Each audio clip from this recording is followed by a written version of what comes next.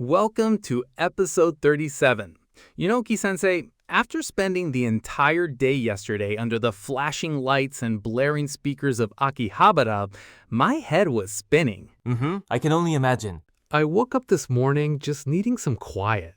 So I grabbed the coffee and walked until the concrete gave way to giant trees and ponds.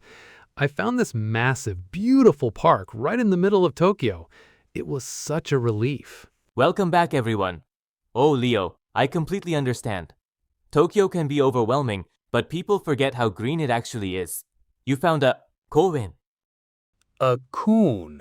That's our word for park. Shinjuku Gyoen or Yoyogi Koen are like lungs for the city. From grand national gardens to small neighborhood playgrounds, they are essential green spaces. It's where we all go to escape the stress. It really felt like a different world. The transition from pure noise to just birds chirping was incredible. Let's make sure our listeners can say this peaceful word correctly before we talk about what's inside. Take a deep breath and repeat after me. Kōen. So I sat down on a bench near this lake, and honestly, I didn't look at my phone, I didn't check my map. I just sat there watching people feed the ducks and elderly couples walking hand in hand. It was the first time all week I just chilled out. That is an art form, Leo. In Japanese, we have a beautiful word for that feeling of relaxing, taking it easy, or doing nothing in a peaceful way.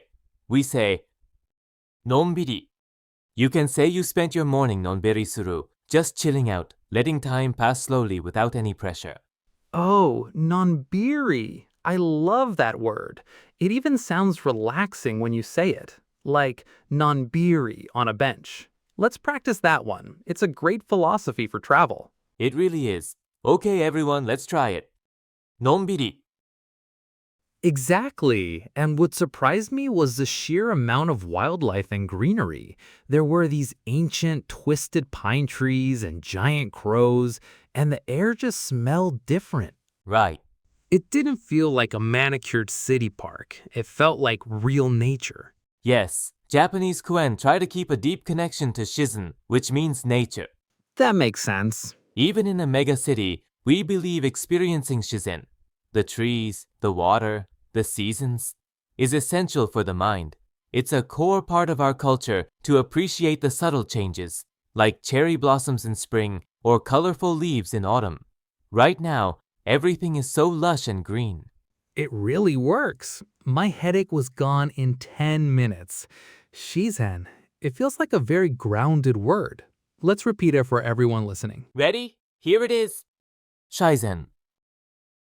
While I was sitting there, I noticed a lot of families spreading out these blue tarps on the grass and opening up these amazing homemade lunchboxes. Ah, yes. It made me wish I brought more than just my convenience store coffee. I definitely want to do a picnic next time. Having a picnic or eating outside is very popular, especially under the shade. The word for picnic or eating outdoors is Pikuniku. Very easy to remember. That is easy. Next time, you should buy a bento box and have a pikuniku under the trees. Let's say it together. Pikuniku. Before we order another tea and keep enjoying our slow afternoon here at Cafe Jupiter, let's just gently revisit the words from your peaceful morning, Leo. No pressure, just a relaxed check. Sounds good. First, the word for park was Kōen. And that wonderful feeling of relaxing and chilling. Nonbiri. The word for nature. Shizen. And finally, having a meal outside. Pikuniku.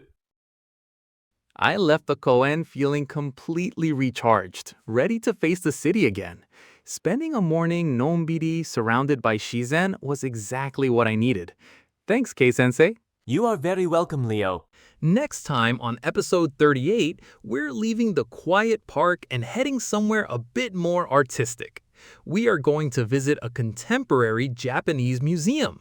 We'll learn how to talk about art, exhibitions, and how to look at things with a creative eye. またね。